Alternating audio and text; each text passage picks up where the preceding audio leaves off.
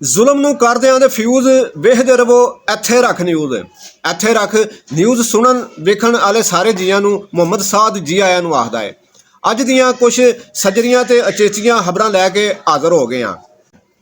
World bank ਦੀ report ਮੁਤਾਬਕ ਵਗਦੇ ਵਰੇ ਅਫਗਾਨਿਸਤਾਨ ਵਿੱਚ ਮਹਿੰਗਾਈ ਦੀ ਪੱਧਰ 9% ਤੇ ਖਾਣ ਪੀਣ ਦੀਆਂ ਚੀਜ਼ਾਂ ਵਿੱਚ 12% ਘਾਟ ਵੇਖੀ ਗਈ। ਪਾਕਿਸਤਾਨੀ ਰੁਪਈਏ ਦੇ ਮੁਕਾਬਲੇ ਵਿੱਚ ਅਫਗਾਨੀ ਰਿਆਲ 29% ਤਗੜਾ ਹੋਇਆ। ਅਫਗਾਨਿਸਤਾਨ ਵਿੱਚ ਲੰਮੇ ਚਿਰ ਤੋਂ ਚਲਦੀ ਹੋਈ ਜੰਗ ਤੇ ਹਾਨਾ ਜੰਗੀ ਤੋਂ ਬਾਅਦ ਸੰਸਾਰ ਦੇ ਵੱਡੇ ਵੱਡੇ ਅਦਾਰੇ ਅਫਗਾਨਿਸਤਾਨ ਵਿੱਚ ਜ਼ਿੰਦਗੀ ਸੌਖੀ ਲੰਘਾਉਣ ਦੀਆਂ ਖਬਰਾਂ ਤੇ ਦੇ ਹੀ ਰਹੇ ਨੇ, ਪਰ ਪਾਕਿਸਤਾਨ ਵਿੱਚ ਬਹਿ ਕੇ ਹਾਲਾਤ ਵੇਖੇ ਜਾਣ ਤੇ ਅਫਗਾਨਿਸਤਾਨ ਦੀ ਉਹ ਫੋਟੋ ਜਿਹੜੀ ਵਰਲਡ ਬੈਂਕ ਤੇ ਹੋਰ ਵੱਖ-ਵੱਖ ਅਦਾਰੇ ਸੰਸਾਰ ਨੂੰ ਵਿਖਾ ਰਹੇ ਨੇ ਬਿਲਕੁਲ ਹੀ ਪੁੱਠੀ ਨਜ਼ਰ ਆਉਂਦੀ ਹੈ। ਜੇ ਅਫਗਾਨਿਸਤਾਨ ਵਿੱਚ ਹਾਲਾਤ ਇੰਨੇ ਹੀ ਚੰਗੇ ਹੋ ਗਏ ਨੇ ਜਾਂ ਹੋ ਰਹੇ ਨੇ ਤੇ ਫਿਰ ਪਾਕਿਸਤਾਨ ਵਿੱਚ ਗੈਰ ਕਾਨੂੰਨੀ ਤੌਰ ਉੱਤੇ ਜਾਂ UNHCR ਵੱਲੋਂ ਵਸਾਏ ਗਏ ਅਫਗਾਨੀ ਮੁੜ ਅਫਗਾਨਿਸਤਾਨ ਕਿਉਂ ਨਹੀਂ ਟੁਰ ਜਾਂਦੇ। UNHCR ਨੂੰ ਵਰਲਡ ਬੈਂਕ ਦੀ ਰਿਪੋਰਟ ਪੜ੍ਹ ਕੇ ਤੇ ਅਫਗਾਨੀਆਂ ਨੂੰ ਉਹਨਾਂ ਦੇ ਦੇਸ਼ ਪਰਤਾ ਦੇਣਾ ਚਾਹੀਦਾ ਹੈ। ਪਾਕਿਸਤਾਨ ਵਿੱਚ ਰਹਿ ਕੇ 500-700 ਦੀ ਦਿਹਾੜੀ ਲਾਉਣ ਤੋਂ ਚੰਗਾ ਇਹ ਕਿ ਆਪਣੇ ਦੇਸ਼ ਵਿੱਚ ਪਰਤ ਜਾਣ ਤੇ ਪਾਕਿਸਤਾਨ ਵਿੱਚੋਂ ਅਫਗਾਨੀ ਮੁੱਕ ਜਾਣ ਤੇ ਪਾਕਿਸਤਾਨ ਵਿੱਚੋਂ ਦਹਿਸ਼ਤਗਰਦੀ, ਨਸ਼ਾ ਤੇ ਲੁੱਟ ਖੋਹ ਦੀਆਂ ਵਾਰਦਾਤਾਂ ਵਿੱਚ ਵੀ ਵੱਡੀ ਘਾਟ ਆ ਸਕਦੀ ਹੈ। ਗੁਆਂਢੀ ਦੇਸ਼ ਭਾਰਤ ਵਿੱਚ ਆਏ ਦਿਹਾੜੇ ਘੱਟ ਗਿਣਤੀ ਵਾਲੇ ਭਾਈਚਾਰੇ ਨੂੰ ਅਤਪਸੰਦ ਹਿੰਦੂ ਜਥਿਆਂ ਵੱਲੋਂ ਮਾਰਨ ਕੁੱਟਣ ਅਤੇ ਇੱਕ ਪਾਸੇ ਰਹਿ ਗਿਆ ਘੱਟ ਗਿਣਤੀ ਵਾਲਿਆਂ ਦੀਆਂ ਇੱਜ਼ਤਾਂ ਵੀ ਰੋਲ ਦਿੱਤੀਆਂ ਜਾਂਦੀਆਂ ਨੇ। ਇਹੋ ਜਿਹਾ ਇੱਕ ਕਾਂਡ ਹੋਰ ਵਾਪਰਿਆ, ਉਹ ਵੀ ਇੱਕ ਸਕੂਲ ਵਿੱਚ।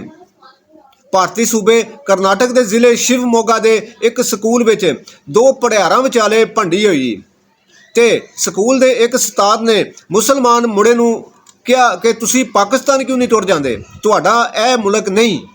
ਬਾਲਾਂ ਦੇ ਮਾਪਿਆਂ ਵੱਲੋਂ ਸਿੱਖਿਆ ਦੇ ਮਹਿਕਮੇ ਨੂੰ ਅਲਾਮਾ ਦਿੱਤਾ ਕਿ ਉਸ ਉਸਤਾਦ ਦੇ ਖਿਲਾਫ ਕਾਰਵਾਈ ਕੀਤੀ ਜਾਵੇ। ਮਹਿਕਮੇ ਵੱਲੋਂ ਜਦੋਂ ਛਾਣ ਫੂਕ ਕੀਤੀ ਗਈ ਤਾਂ ਪਤਾ ਲੱਗਿਆ ਕਿ ਜਮਾਤ ਦੇ ਹੋਰਨਾਂ ਪੜਿਆਰਾਂ ਵੀ ਇਸ ਟੀਚਰ ਦਾ ਅਲਾਮਾ ਦਿੱਤਾ ਹੋਇਆ ਸੀ। ਇੱਕ ਹਫ਼ਤਾ ਪਹਿਲਾਂ ਵੀ ਭਾਰਤੀ ਸੂਬੇ ਉੱਤਰ ਪ੍ਰਦੇਸ਼ ਦੇ ਇੱਕ ਸਕੂਲ ਵਿੱਚ ਇੱਕ ਉਸਤਾਨੀ ਵੱਲੋਂ ਦੂਜੇ ਬਾਲਾਂ ਨੂੰ ਇੱਕ ਮੁਸਲਮਾਨ ਪੜਿਆਰ ਨੂੰ ਚੰਡਾ ਮਾਰਨ ਦਾ ਆਖ ਰਹੀ ਸੀ ਦੀ ਇੱਕ ਵੀਡੀਓ ਵੀ ਵਾਇਰਲ ਹੋਈ ਸੀ, ਜਿਸ ਉੱਤੇ ਉਸ ਬੀਬੀ ਉਸਤਾਨੀ ਨੇ ਮਾਫੀ ਵੀ ਮੰਗ ਲਈ ਸੀ। ਅਗਲੀ ਖਬਰ ਵੀ ਭਾਰਤ ਵਿੱਚੋਂ ਹੀ ਹੈ, ਜੋ ਦਾਅਵੇ ਤੇ ਵੱਡੇ ਵੱਡੇ ਕਰਦਾ ਹੈ ਕਿ ਅਸੀਂ ਚੰਨ ਉੱਤੇ ਪੜ ਗਏ ਹਾਂ ਤੇ ਹੁਣ ਸੂਰਜ ਨੂੰ ਫਤਹ ਕਰਨ ਨਿਕਲ ਪਏ ਹਾਂ। ਉਹ ਕਮਲਿਓ, ਪਹਿਲਾਂ ਆਪਣੇ ਮਾੜੇ ਲੋਕਾਂ ਕੋਲ ਤੇ ਅਪੜੋ, ਫਿਰ ਦੁਨੀਆ ਦੀਆਂ ਅੱਖਾਂ ਵਿੱਚ ਧੂੜ ਪਾਈਓ। ਲੇਕਿਨ ਸਾਰੀ ਦੁਨੀਆ ਨੂੰ ਪਤਾ ਹੈ ਕਿ ਭਾਰਤ ਵਿੱਚ ਜ਼ਾਤ ਪਾਤ ਦਾ ਕਿੰਨਾ ਰੌਲਾ ਹੈ। ਪਾਕਿਸਤਾਨ ਦੇ ਸਾਬਕਾ ਵਜ਼ੀਰ ਦਾਖਲਾ ਰਾਣਾ ਸਨਾਉਲਾ ਆਂਦੇ ਨੇ ਇਮਰਾਨ ਖਾਨ ਦਾ ਆਲਮੀ ਅਦਾਲਤ ਇਨਸਾਫ ਵਿੱਚ ਜਾਣ ਦਾ ਮਤਲਬ ਪਾਕਿਸਤਾਨ ਨੂੰ ਕਟਹਿਰੇ ਵਿੱਚ ਖੜਾ ਕਰਨਾ ਹੈ। ਉਹਨਾਂ ਆਖਿਆ ਇਹੋ ਜਿਹਾ ਮੰਦਾ ਕੰਮ ਸਿਰਫ ਮੁਲਕ ਦੁਸ਼ਮਣ ਤੇ ਉਹਨਾਂ ਦੇ ਕੜਛੇ ਹੀ ਕਰ ਸਕਦੇ ਨੇ।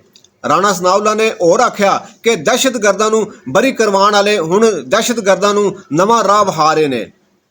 ਚੇਤਾ ਰਵੇ ਕਿ ਪਾਕਿਸਤਾਨ ਤਹਿਰੀਕੇ ਇਨਸਾਫ ਦੇ ਟਵਿੱਟਰ ਖਾਤੇ ਉਤੋਂ ਐਲਾਨ ਕੀਤਾ ਗਿਆ ਕਿ ਇਮਰਾਨ ਖਾਨ ਦੇ ਕੇਸ ਨੂੰ UNO ਤੇ ਆਲਮੀ ਅਦਾਲਤ ਇਨਸਾਫ ਵਿੱਚ ਲੈ ਕੇ ਜਾਣ ਲਈ ਜੈਫਰੀ ਰਾਬਰਟਸਨ ਨੂੰ ਵਕੀਲ ਕੀਤਾ ਗਿਆ ਹੈ।